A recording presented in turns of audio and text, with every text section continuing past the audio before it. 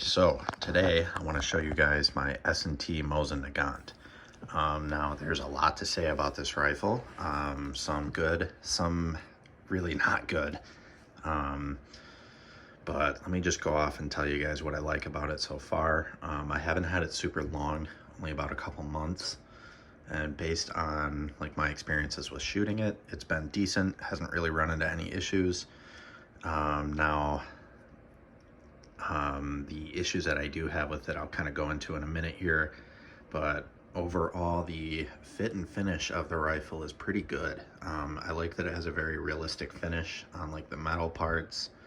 It also has the arsenal marks, which, you know, a lot of people, like if you're a history nerd like I am, you know, that's something that's really important. But that's kind of where the buck stops in terms of what's good about this rifle. I would say some of the really bad things about this rifle are, without question, the durability and the manufacturing. And what I mean by manufacturing is that there's just really some things that they did not address in terms of like these barrel bands. These are like, look at that, that's horrible. You know, the springs also don't really do a good job. Like I can push that in and it will just stay there. And like, unless I pry it up with a screwdriver, it's not going to hold place. And not to mention, there's also this little detail, which I didn't discover until just before filming this. Yeah, that's really not something you want on a rifle that is upwards of $350 US. Yeah, the quality really is just not there for a rifle of this price. I'm honestly kind of like, I don't want to call it a letdown because it's still like, you know, we don't have a lot of Mosin Nagants, at least like, you know, in this variant of Mosin Nagants in the airsoft world. But like, Jesus, like even the, you know, real originals were quite crude, but like this is just, wow. Now there are some silver linings to this, and that is that you can really, like, it's really interchangeable with Mosin parts. Like this is a real Mosin bayonet, and this will just slip right on the end here, and I really like that. Obviously it's not a scope mounted like PU variant, but like it has a leather sling on it as opposed to a canvas one, because I wanted to use this more for a Russian Civil War impression as opposed to a World War II one. Granted, obviously, you know, the sight hood would be different. There'd be a lot of different things, like the sight would be in arshins as opposed to yards or meters. But the bayonet, we can go ahead and put that on. The bayonet just slips right on, and it's nice because it's spring loaded. It's kind of hard to do this with the camera. Bear with me here. And it just snaps on like that. And I like that you can put the bayonet on it because these were actually factory zeroed with the bayonet on them in real life. But to be honest though, even with all of that, I'm still just kind of like, wow, they really just cut a lot of corners for a rifle that you pay as much as you do for it. And that's really quite disappointing.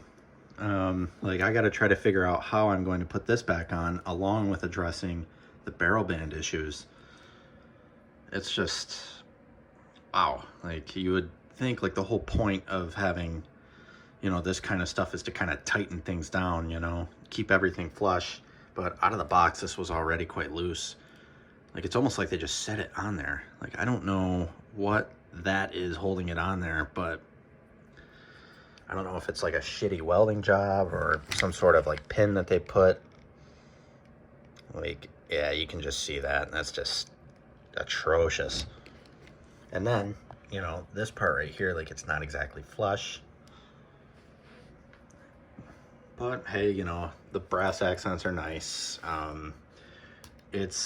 It feels really nice in the hand. Like it's not overly heavy. I'm not sure if it's reminiscent of the real weight of the rifle, but you know, based on like shooting it, it shoots fine. I haven't run into any issues with it.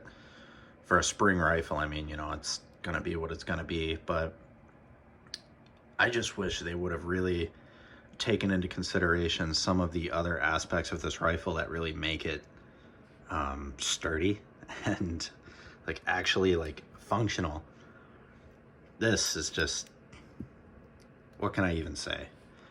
I really don't have any philosophical way to conclude this.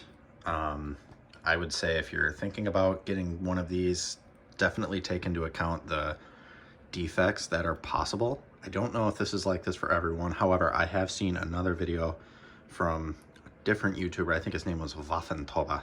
I'll try to link it in the description to kind of see, because a lot of the same problems I have with mine, he has with his. I also recommend checking his out too, because he actually fitted a real stock to his, which was interesting because the stock on these is a lot wider than what you would get on a standard mosin. So, you know, there's going to be a lot of work involved in doing that. But yeah, that's really all that I have to say. Is it a letdown? I will let you guys kind of decide that, because honestly, I really don't know what to think. I love like the rifle itself. I've always been a mosin guy. I mean, well, granted, I've always been a bolt action historical rifle kind of guy, if I'm being honest, but the mosin has always had a special place in my heart. So yeah, that's all I can say.